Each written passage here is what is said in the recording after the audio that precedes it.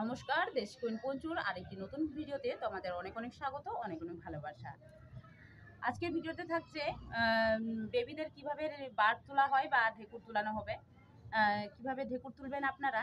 আসলে বেবিরা ঢেকুর না তুললে পরে তো অনেক রকম সমস্যা শুরু হয়ে যায়, আর বেবিদের হজম না হলে পরে তো পায়খানাটাও ঠিক মতো করে ক্লিয়ার হয় না, তার ফলে আবার পেটের মধ্যে গ্যাস জমে যায়। তো তার জন্য কিন্তু এই ভিডিওটা মেন আমার করা।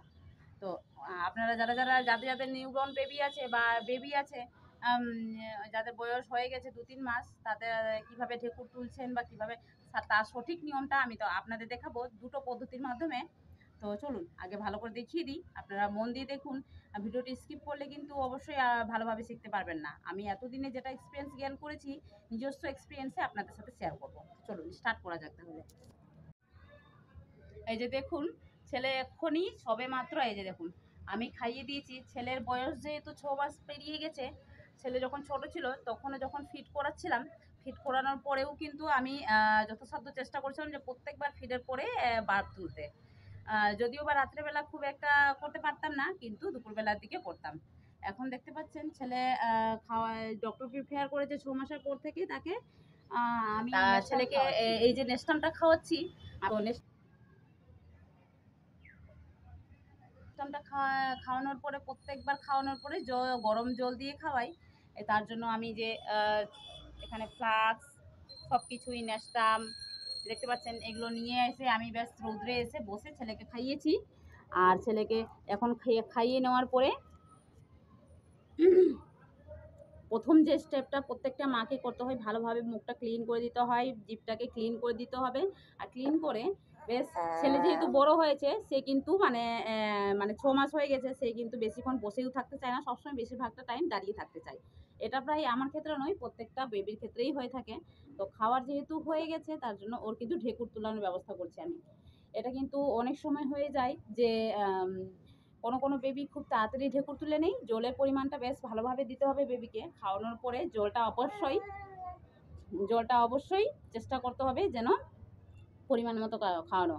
এই যে দেখতে পাচ্ছেন ঝিনুক, এই ঝিনুক দিয়ে মোটামুটি 3-4 ঝিনুক জল খেলেই যথেষ্ট। সে যদি খাওয়ার এতটুকু পরিমাণে খাই, তাহলে 3-4 ঝিনুক জল খেলেই, অনেক বেবি 2 ঝিনুক জল খেলেও যথেষ্ট, ঠিক আছে। কিন্তু তাতেই জল দিয়ে যদি একদম না খায়, তাহলে কিন্তু সেটা হজম হতে অসুবিধা হয়ে থাকে। তো চলুন, আমি এবার এখন খাইয়ে দিয়েছি একে বেশ ভালো করে। তো সে যেহেতু ঢেকুর তোলার ব্যবস্থাটা আমাকে করতে হয়, তো চলুন আমি কিভাবে ঢেকুর তুলছি সেটা আপনাদের দেখিয়ে দিচ্ছি। প্রথমে বেবিকে এভাবে নিয়ে নিলাম। আর ছোট বেবি যাদের আছে, নিউবর্ন বেবি, তাদের কিন্তু খুব সাবধানেই তাদেরকে গলা ধরতে হয় এভাবে করে, আর পিঠটা এভাবে করে ধরতে হয়।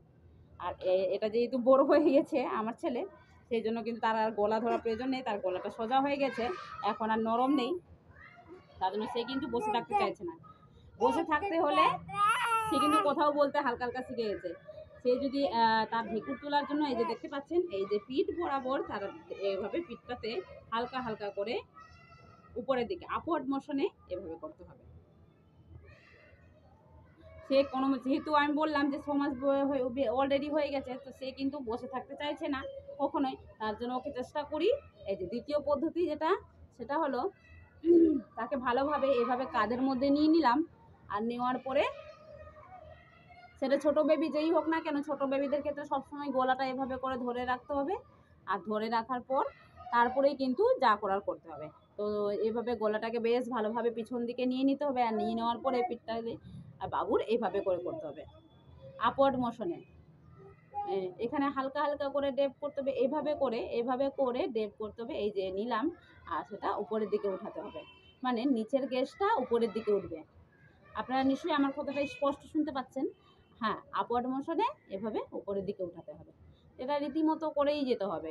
মানে কোনো বেবি খুব তাড়াতাড়ি ঢেকুর তুলে নেই, আর কোনো বেবি খুব আস্তে ঢেকুর তুলে, কিন্তু খুব লেটে, মানে তার জন্য এভাবে করে বেশ কিছুক্ষণ।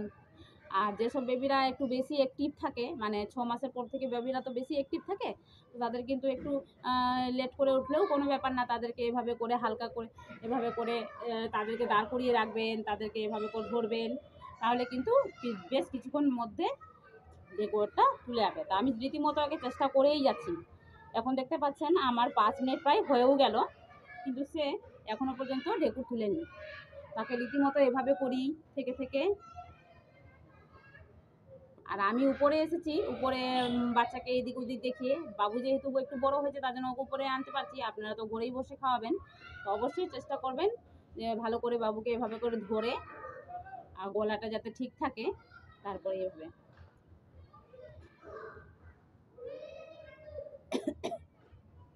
তাতেও দেখছি কোনো মতোই হচ্ছে না, আবার ওকে এভাবে করে বসাবো। ও কোনো মতেই নিচে বসে থাকতে চাইছে না, না না না। ও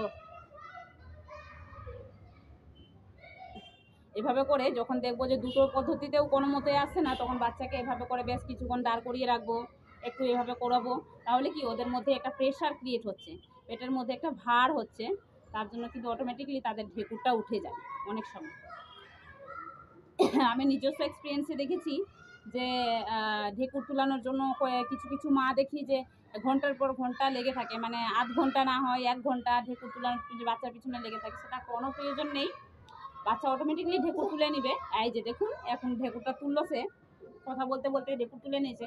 আমি দেখলেন যে আমি দুটো পদ্ধতির মাধ্যমেই চেষ্টা করলাম, কিন্তু সে কোনো পদ্ধতিতে করলো না। হতেও পারে নাও করতে পারে, কিন্তু তাকে কিছুক্ষণ এমনি করে দাঁড় করিয়ে রাখলাম বা কিছুক্ষণ এর সাথে যেহেতু অ্যাক্টিভ বেবি, তার জন্য এই রীতিমতো কিন্তু এভাবে করে নিয়েছে। তো আশা করি আপনাদের এই ভিডিওটা খুব হেল্পফুল হয়েছে। আরও নিত্য নতুন ভালো ভালো ভিডিওর জন্য, বেবিদের বিষয়ে অনেক কিছু জানার জন্য যদি জানার থাকে তাহলে অবশ্যই কমেন্টে করুন আমাকে, কমেন্ট করুন আমাকে। আর এখন আমি বাবুর সাথে খেলবো। এখনের জন্য টাটা, দেখা হবে নতুন ভিডিওতে। আজকের জন্য টাটা, সবাই ভালো থাকবেন। দাদা দানা বাবা বাবা বাবা বাবা বাবা বাবা বাবা বাবা বাবা। আমার বাবু কিন্তু এখন থেকেই কথা বলতে শুরু করে দিয়েছে, মানে রীতিমতো সে দাদা দাদা করছে, মানে আর কিছুদিন পরে সে কিন্তু বাবা বাবা করবে। আর রীতিমতো সে সবসময় দাঁড় হয়েই থাকতে চায়। তো চলুন, দেখা হবে আরও অন্য ভিডিওতে। তাছাড়া বেবিদের ফিড কীভাবে করায় আরও অনেক রকম ভিডিও আপনাদের সাথে শেয়ার করব। এই যে নিউ মম হিসাবে নিজের এক্সপিরিয়েন্সে সব কিছু শেয়ার করব।